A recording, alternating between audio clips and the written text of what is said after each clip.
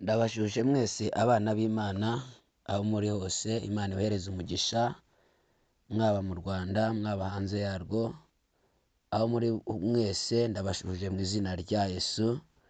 Abakunzi b'ijambo ry'Imana, Imana ibahereze umugisha, kandi tuzi neza ko ijambo rikora akazi gakomeye mu buzima bwacu bwa buri munsi. Tuzi neza yuko rero iyo twumvise ijambo ry'Imana niryo ribasha kuduhindura, kuko ibindi byose wakoresha bidashobora kuguhindura nk'uko ijambo ry'Imana ryaguhindura. Tuzi neza yuko ryicayemo Imana Data, Imana Mwana n'Umwuka Wera, kandi ijambo ry'Imana ritoranywa ku bw'impamvu. Imana niyo ivugana n'abantu bayo. Rero ndabashuhuje mwese, Imana yo mu ijuru ibahereze umugisha, kandi ijambo ry'Imana rihindura ubuzima bwanyu. Imana itugirire neza. Reka dusenge rero twakira ijambo ry'Imana Imana iduhaye. Mana, mu izina rya Yesu ndagushimiye kubwo umwanya mwiza uduhaye. Mana, turabizi ko tuba turi muri byinshi bigiye bitandukanye, gasanga umunsi urangiye mwami nta mwanya wawe tubonye. Mu izina rya Yesu, kuko iyi si irakurura, iyi si iradutwara. Mana, mu izina rya Yesu, ariko twebwe tubonye akanya ko kuza imbere yawe, yaba ari njyewe ndetse n'abandi bateze amatwi ijambo ryawe. Reka uvugane n'imitima yacu, reka uvugane n'ibibazo byacu, reka uvugane n'ibigeragezo byacu. Reka mwami Imana ishobora byose, waravuze mu ijambo ryawe uravuga ngo umukiranutsi azabeshwaho no kwizera. Mwami Imana ishobora byose, unyemerere databuja, natwe turizeye. Reka kwizera databuja twizere mu ijambo ryawe, kandi rikora ibimenyetso n'ibitangaza. Tuzi ko databuja iteka nyunga Imana rero ugiye gukora ibikomeye muri twebwe, icyubahiro gikomeze kuba icyawe. Reka uganze kandi utegeke muri byose mwami. Urakoze rero databuja, duhamagaye Imana Data, Imana n'Umwuka Wera. Dusengeye imitima yagiye kwakira ijambo ryawe, dusengeye amatwi agiye kuryumva, dusengeye databuja buri muntu wese aho ari. Mwami Imana ishobora byose, ijambo ryawe rikiza abarwayi, ijambo ryawe ribohora ababoshye, ijambo ryawe rituma abantu bakizwa, bihane bava mu byaha. Mu izina rya Yesu Kristo witeka nyunga Imana, ijambo ryawe riduhesha umugisha mwami. Urakoze kuri Imana ibikoze rero, komeza databuja gukora ibyo wagambiriye mu ijambo ryawe, kandi natwe twese databuja tubone ubuhamya bushyashya. Urakoze kubikoze mu izina rya Yesu, amen.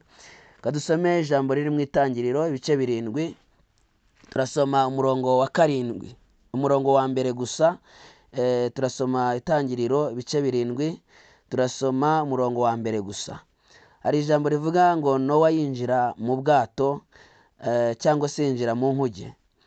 Umurongo wa mbere akavuga ngo Uhoraho abwira Nowa ati, injira mu bwato wowe n'ab'inzu yawe bose, kuko ari wowe gusa mbona utunganye mu bantu b'iki gihe. Imana itugirire neza.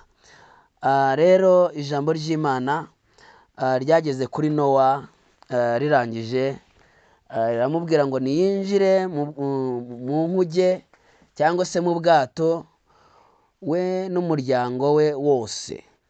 Hari impamvu rero iri jambo ryaje ku buzima bwa Nowa, nuko ariwe wakiranukaga mu gihugu wenyine ubwo Imana yari igiye kurimbura isi, abantu bahindutse babi.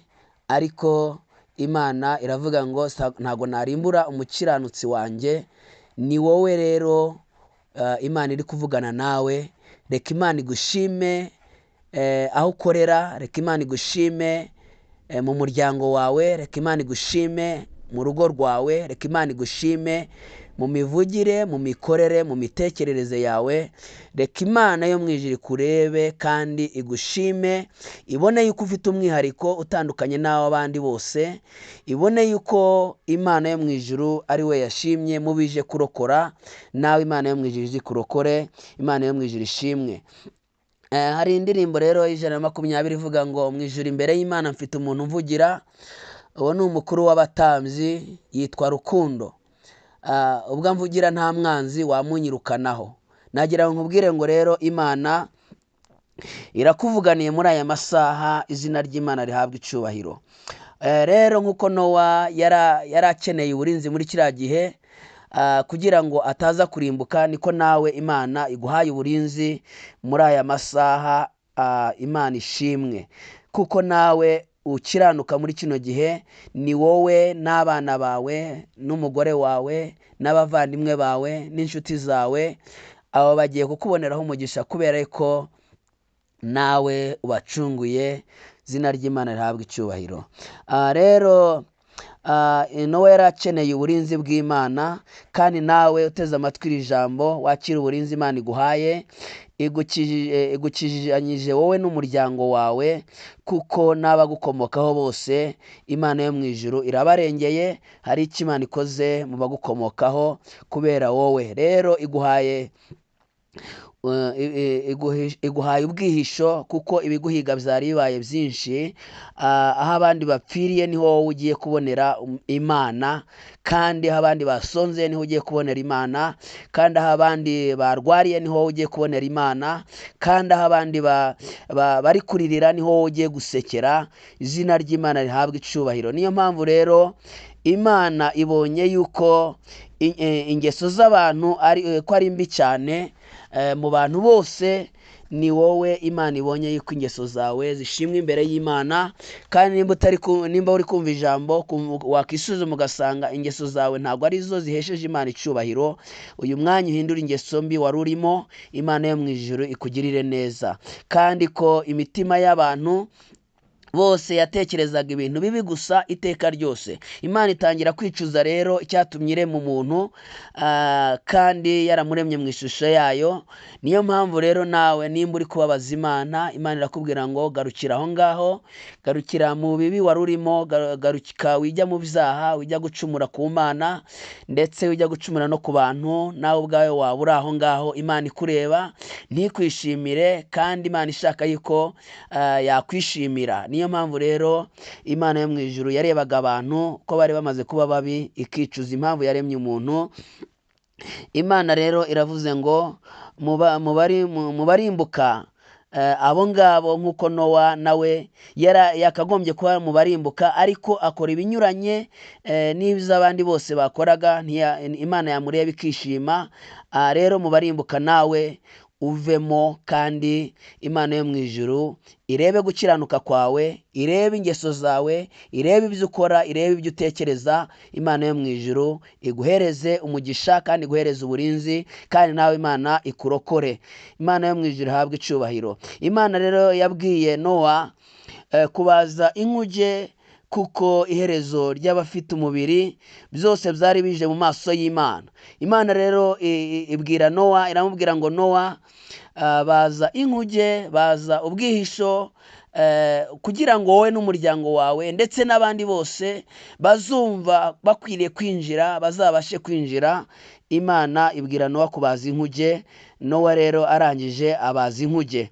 Nk'uko rero byari bimeze mu gihe cya Nowa, ni nako bimeze muri kino gihe. Abantu barushijeho kuba babi, abantu barushijeho kujya kure y'Imana. Imana irabareba ikicuza impamvu yabaremye, ikicuza impamvu yabahaye akazi, ikicuza impamvu yagushyize kuri aho ngaho uri. Ariko nk'uko byari biri mu gihe cya Nowa, niko abantu bihugiyeho, niko abantu bari kuva ku Mana. Niyo mpamvu ucyumvira ijambo ry'Imana umenye yuko ari umuburo Imana iguhaye. Nawe ubwawe isuzume, utekereze aho uhagaze, nimba uri mu bwiza bw'Imana, cyangwa uri mu gukiranuka, cyangwa uri gukoresha icyubahiro Imana yaguhaye neza. Rero nawe ubwawe nurangiza uhindukire, kuko Imana yo mu ijuru iravuga ngo uko byari bimeze mu gihe cya Nowa niko abantu n'ubu ngubu bameze. Ariko harimwo bamwe bameze nka Nowa, kandi Imana ishaka kurokora, kandi Imana ishaka guhereza umugisha. Kuko rero Imana yaguhaye abahungu, kuko Imana yagaye abahungu ba Yesaya ko ari 7, niko nawe ko yashimye Dawidi ikamukura muri abo bahungu bose, niko nawe ufite umwihariko, niko nawe yagushima igahinduka Dawidi, kugira ngo nawe guhindure nawe ugende uhindura abandi, kuko uwahindutse niwe ubasha kujya guhindura abandi. Nimba utarahinduka rero ntabwo Imana yakugirira icyizere. Hinduka rero nawe Imana igukoreshe nk'uko yakoresheje Dawidi, abandi bose yabagaye. Imana rero igukuyeho ubwoba wari ufite, imivumo yabo ikuvuyeho, kubera ko Uwiteka Imana arakuvumuye. Izina ry'Imana rihabwa icubahiro. Rero Imana ikubereye umurengezi, kuko ufite Imana aba afite byose. Rero niyo mpamvu Imana uko yimikishije Dawidi amavuta, niko nawe ikwimikishije amavuta, kubera ko irakwejeje, kubera ko wari ukeneye kwezwa mu gihe nk'iki ngiki. Imana yo mu ijuru iguhindure, kandi Imana yo mu ijuru ikubature, kandi Imana yo mu ijuru ikurokore. Izina ryayo rikomeze gushyirwa hejuru mu buzima bwawe bwa buri munsi. Rero ibyo waba urimo gukora byose, utekereze umutima wawe yuko uri kunezeza Imana, urebe imirimo yawe, urebe ko unezeza Imana. Rero ushobora kumvira ijambo urwaye indwara, rero Imana yo mu ijuru iragukijije indwara, abaganga bananiwe indwara, ububabare wari ufite, imisonga wari ufite, Imana yo mu ijuru ikuyeho, kuko Imana irakubohoye, kandi Imana yo mu ijuru ihinduye amateka yawe, kandi nawe iraguhinduye. Rero mu bantu bahawe umugisha, nawe uhawe umugisha, kuko ariko Imana ishatse kuvugana nawe muri aya masaha. Niyo mpamvu rero cyakira ijambo, wumve yuko ko byari bimeze mu gihe cya Nowa, ni nako bimeze ubu ngubu. Abantu bari muri bizinesi zitandukanye, abantu bari mu gukora bitandukanye. Ibyo si bibi, ariko wibuke kuramya Imana aho uri hose. Wibuka yuko Imana ibera hose icyarimwe. Wibuke yuko Imana yo mu ijuru yakugirira neza. Rero nimba utarakizwa, ukaba utarafata umwanzuro wo guha Yesu Kristo ubuzima bwawe, ukaba wakirira ijambo ryawe, Imana ikaba iri kukureba, ikaba iri kukurondora, nawe ukumva mu mutima wawe hari imbuto iri kubibwamo yo kugira ngo nawe ufate icyemezo cyo guha Yesu Kristo ubuzima bwawe, nawe usengane nanjye isengesho. Uvuga ngo Mana ishobora byose, nje imbere yawe mu izina rya Yesu Kristo. Data, ndatura ko ndi umunyabyaha, ibyaha byanjye ndabikwaturiye byose. Ibyo nakoze ku mugaragaro abantu banziho, n'ibyo nakoze mu ibanga abantu batanziho, ariko wowe uzi nanjye nzi. Uyu mwanya ndabiguhaye ngo unyeze. Ndemera ko Yesu Kristo yamfiriye ku musaraba, akazuka ku munsi wa gatatu, kugira ngo nezwe. Mana ishobora byose, koresha amaraso ya Yesu Kristo yeze umubiri wanjye, yeze umutima wanjye, yeze akanwa kanjye, yeze ururimi rwanjye, yeze amatwi yanjye, yeze amaso yanjye, unyeze kandi untunganye, umpindure icyaremwe gisha.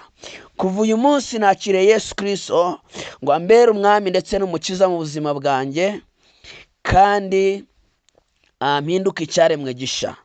Kuva uyu munsi isezerere Satani wankoreshaga, akanjyana mu by'uburetwa bye, akanjyana mu byaha bigiye bitandukanye, nkatera Imana umugongo. Kuva uyu munsi isezerere Satani rero wankoreshaga, mpindutse umwana w'Imana, kandi mvanywe mu gitabo cyo kurimbuka, nshyizwe mu gitabo cy'ubugingo. Nanjye ndi umukandida wo kujyanwa mu bwami bwo mu ijuru. Nanjye mpawe umugisha, kubera yuko ndi umwana w'Imana. Umwami wanjye Yesu, gusezeranije yuko ibyo nakoraga bibi ntazongera kubikora ukundi. Kuva uyu munsi rero umpa imbaraga n'ubuntu byo gutsinda icyaha n'igisa nacyo. Urakoze kuri Imana ibikoze, icyubahiro gikomeze kuba icyawe. Urakoze ko mu burokoye nanjye ndimo. Urakoze ko ungiriye neza nk'uko wagiriye neza Dawidi. Urakoze ko ungiriye neza nk'uko wagiriye neza Nowa. Icyubahiro gikomeze kuba icyawe. Nanjye rero ukaba umvugiye, kandi ukaba uje kumvuganira, kandi ukaba uhinduye ubuzima bwanjye. Urakoze kuri Imana ibikoze. Senze nizeye ko bikoze mu izina rya Data, n'iry'Umwana, n'iry'Umwuka wera. Amen.